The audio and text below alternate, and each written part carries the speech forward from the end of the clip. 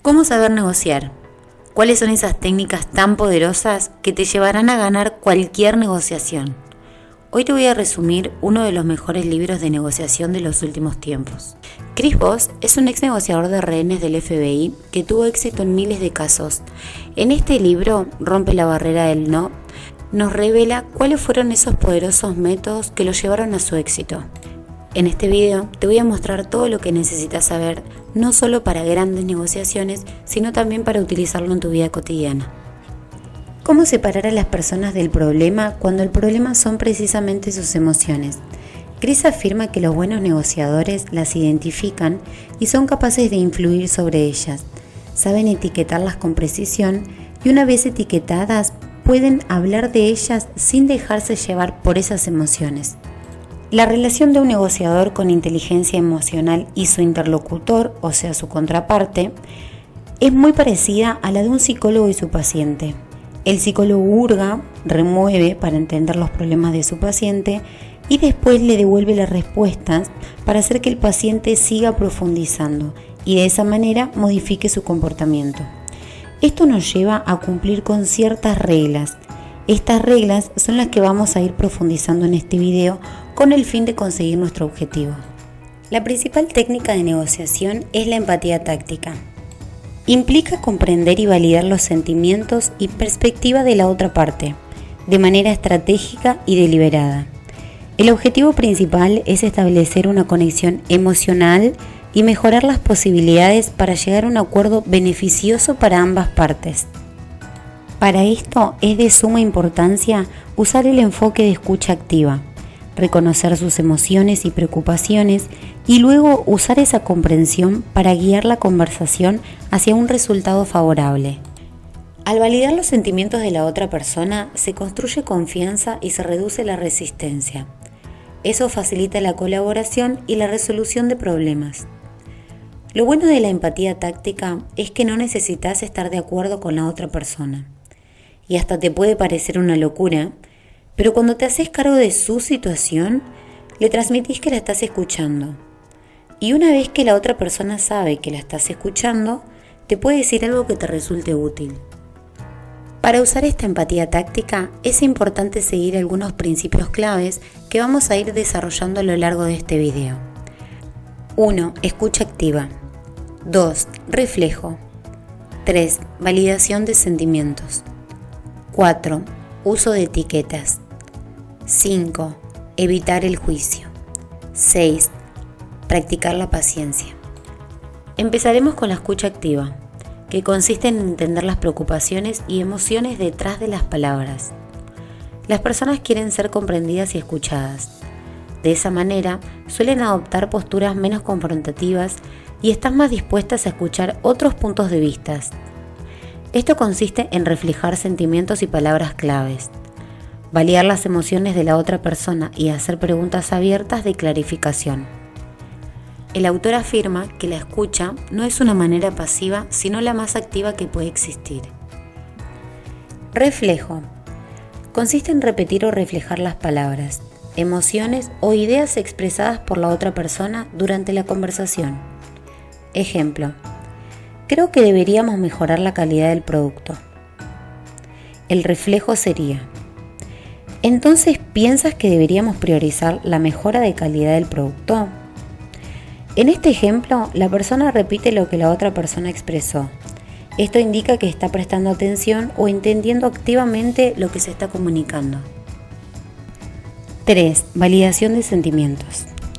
Consiste en reconocer y validar los sentimientos de la otra persona, incluso si no estás de acuerdo con sus puntos de vista. Ejemplo: entiendo que te sientas así. Lamento que estés pasando por esto. 4. Uso de etiquetas. Las etiquetas son para mostrar que comprendes la situación y los sentimientos de la otra persona. Ejemplo: parece que estás muy ocupado en estos días. Ahora vamos a un ejemplo más práctico. Estás discutiendo con tu pareja por los planes del fin de semana, pero notas que parece estar preocupada por otra cosa. Y le dices: parece que estás preocupada por otra cosa. Antes de seguir con nuestros planes, ¿hay algo que te esté pasando y quieras hablar? En este caso, la etiqueta reconoce la preocupación de tu pareja antes de continuar con la discusión sobre los planes. 5. Evitar el juicio. Evita criticar los sentimientos de la otra persona, ya que esto puede obstaculizar la comunicación empática. En lugar de eso, muestra aceptación y comprensión. Elige palabras o frases que sean neutras y respetuosas. Vamos a un ejemplo práctico.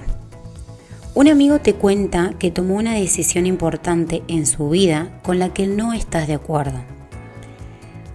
Una respuesta con juicio sería: no puedo creer que decidiste esto, es una locura. Y una respuesta sin juicio sería: puedo ver que pensaste mucho en esta decisión. ¿Te gustaría hablar más sobre cómo llegaste a esta conclusión? 6. Practica la paciencia. Sé paciente y permite que la otra persona exprese sus preocupaciones y sentimientos sin interrumpir. Esto ayudará a construir confianza y fomentar una comunicación más abierta. También nos permite responder de manera reflexiva a las emociones y a las perspectivas de los demás en lugar de reaccionar impulsivamente. El autor nos ofrece una manera diferente de ver el no. Él afirma que el no es el que abre la conversación. Una vez que decimos no, con frecuencia nos encontramos más dispuestos a escuchar lo que la otra persona tiene para decirnos. Una vez que nos protegemos, podemos relajarnos y considerar más fácilmente otras posibilidades. No es el principio de la negociación. Al final todo se resume en la necesidad de autonomía. Las personas necesitan saber que tienen el control.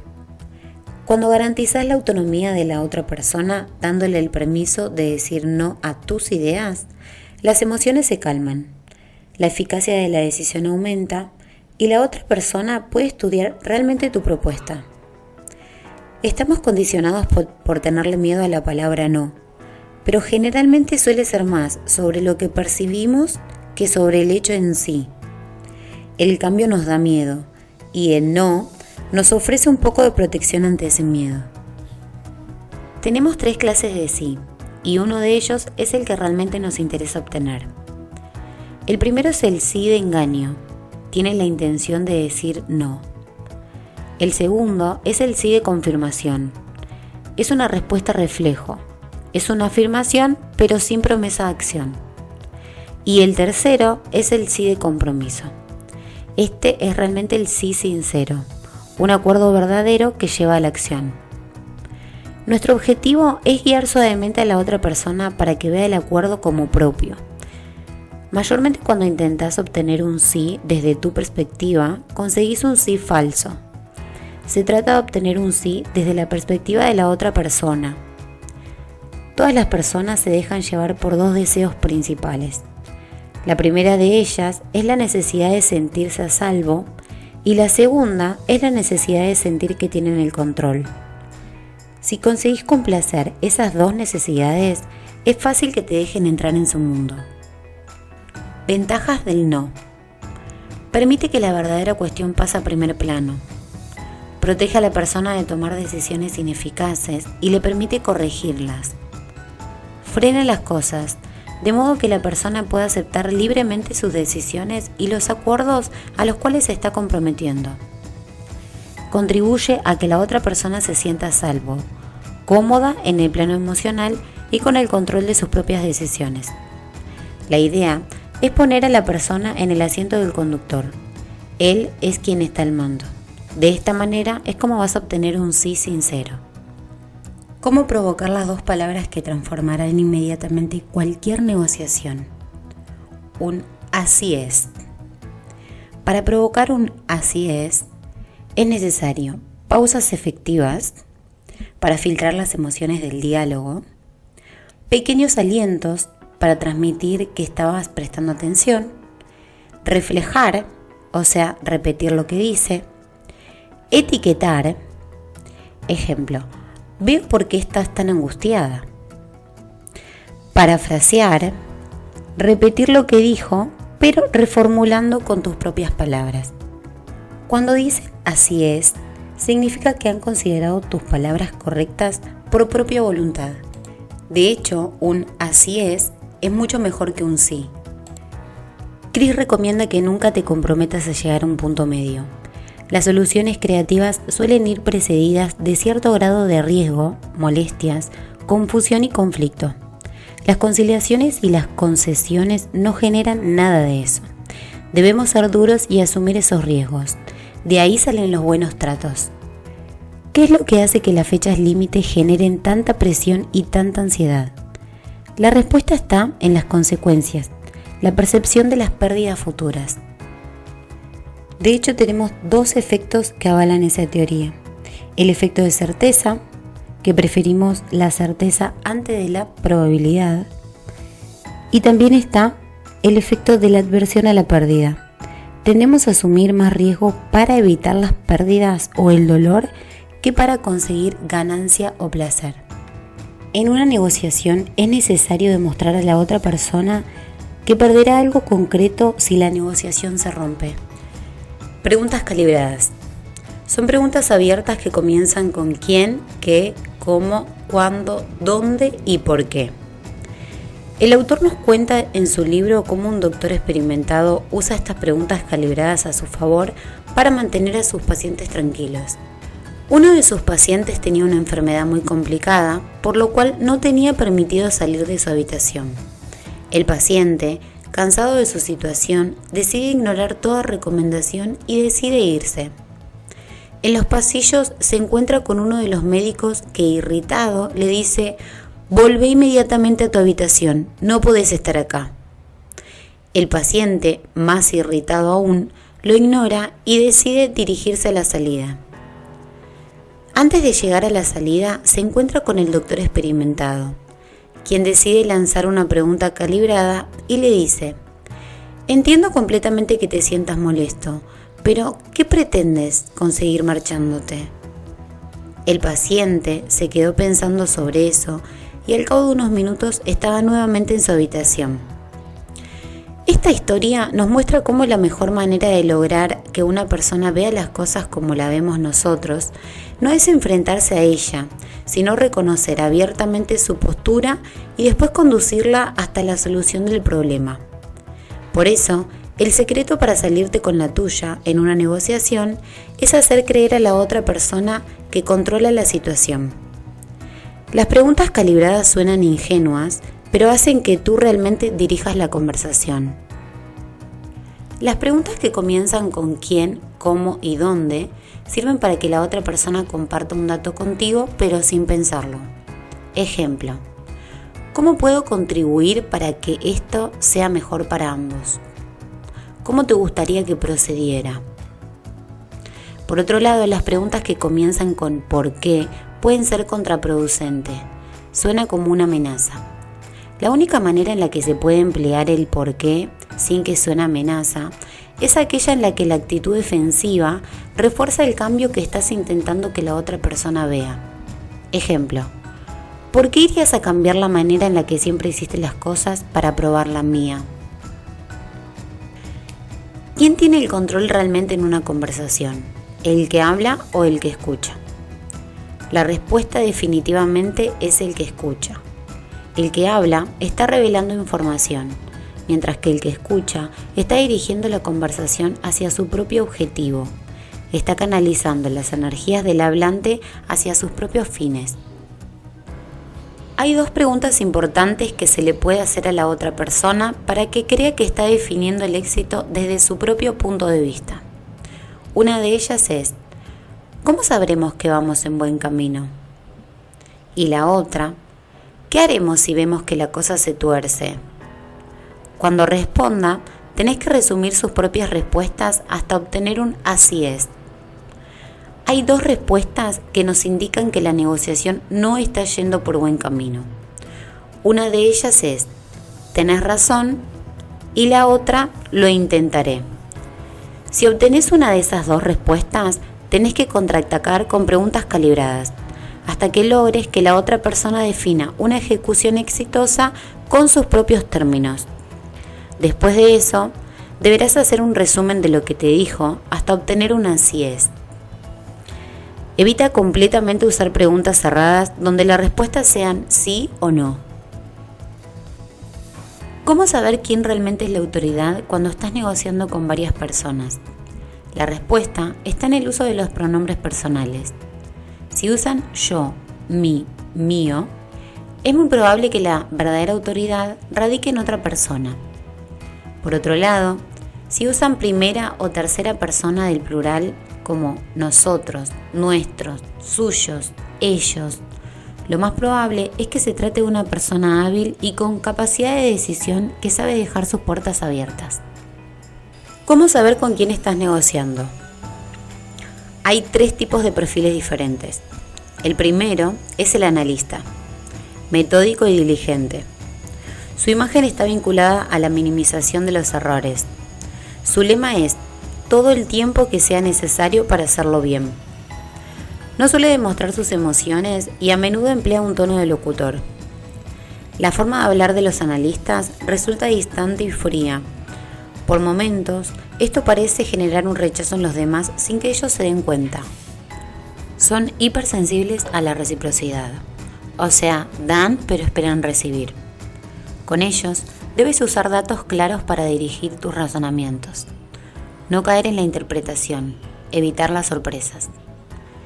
Responden rápido a las etiquetas, aunque no son rápidos para responder a las preguntas calibradas o a las preguntas cerradas cuando la respuesta es sí. El segundo es el acomodador. Para ellos, lo más importante es el tiempo dedicado a construir la relación. Creen que mientras se está produciendo un intercambio continuo de información, el tiempo está bien empleado. Su objetivo es llevarse bien con la otra persona. Les encantan las situaciones en las que todos ganan. De los 3 tipos son los que tienen más probabilidad de construir una gran complicidad sin llegar a conseguir nada. Dejarán áreas sin abordar por miedo al conflicto que pueda generar. Si tú eres un acomodador, debes conservar tu habilidad para resultar simpático, pero no a costa de sacrificar tus objetivos. El tercero de ellos es el asertivo. Creen que el tiempo es dinero. Su autoimagen está vinculada a la cantidad de cosas que es capaz de terminar en cierto periodo de tiempo. Para ellos, que la solución esté perfecta no es tan importante como que esté hecha. Tienen temperamento fuerte y les gusta ganar por encima de todas las cosas. Tienen un estilo de comunicación agresivo y no se preocupan por las interacciones. Su concepto de negocio está basado en el respeto. Quieren que los escuchen, pero no tienen la habilidad de escuchar a la otra persona hasta tener la certeza de que esa persona los está escuchando. Se concentran en sus propios objetivos más que en las personas y más que preguntar, ellos afirman. Cuando trates con un asertivo es mejor centrarte en lo que te dice, porque hasta que él no esté seguro de que lo estás entendiendo, no tendrá en cuenta tu punto de vista. Lo más importante que le puedes sacar a un asertivo es un así es con preguntas calibradas. Si te identificas con un asertivo, suaviza el tono para hacerlo más agradable. Es bueno que emplees etiquetas y preguntas calibradas, así te harán parecer más accesible y elevarán las oportunidades de comunicación. El tiempo según los 3 tipos de negociadores. Para el analista, el tiempo es igual a preparación.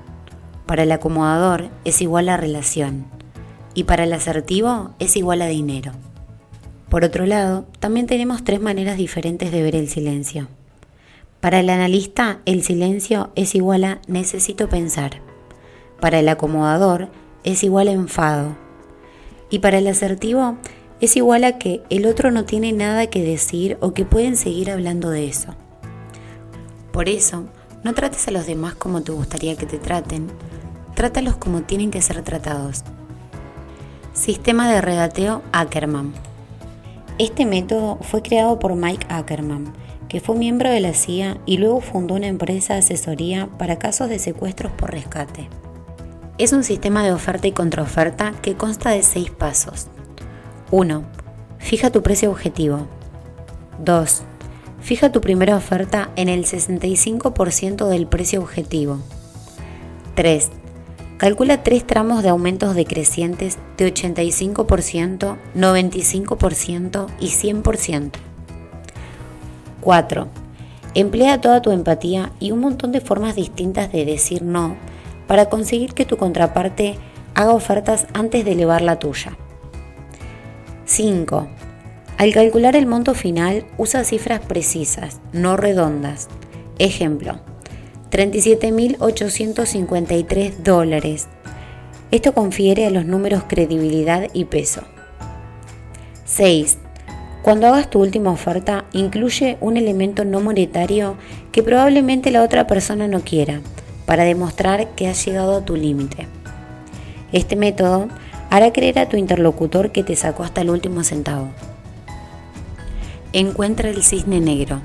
En aquellos tiempos se creía que el cisne solo podía ser blanco, hasta que el explorador irlandés Willem de Blamire viajó a Australia y vio un cisne negro. Desde luego, todos se sorprendieron porque creían que solo habían cisnes blancos. En este caso, el cisne negro simboliza lo inútil que es hacer predicciones basadas en experiencias previas.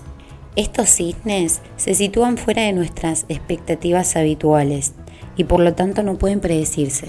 Son cosas que no sabemos, información que nunca hubiéramos imaginado y que de desvelarse cambiaría toda la partida. Aquellas incertidumbres desconocidas son los cisnes negros. Para desvelar toda esa información desconocida debemos cuestionar nuestro mundo.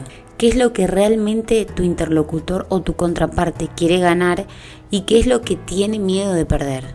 Y eso fue todo por este video.